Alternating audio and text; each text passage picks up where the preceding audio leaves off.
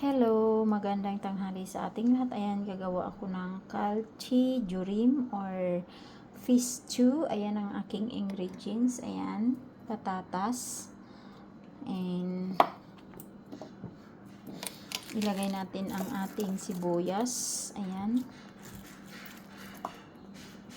Ayan, ilagay natin ang ating mahiwagang isda na pampano. So, ayan, nagdagdag ako ng isda sa gilid kasi. Ayan.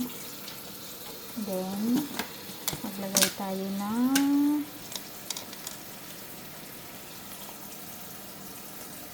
sibuyas.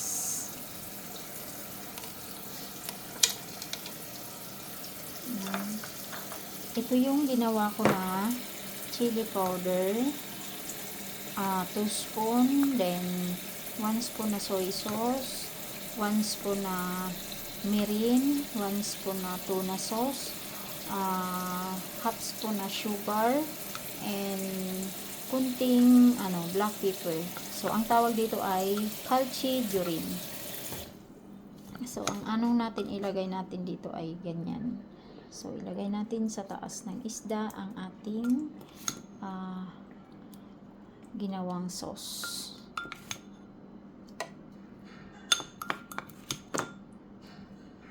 So, ayan na ang ating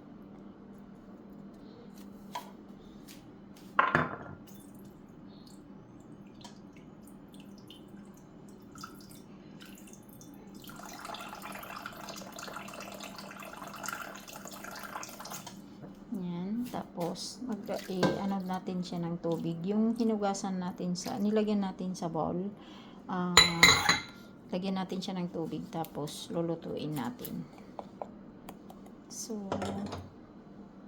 ayan. Lulutuin natin siya ng 20 minutes or 25 minutes hanggang sa maluto. Ayan po, luto na ang ating kalchi jurim or fish stew. Ayan.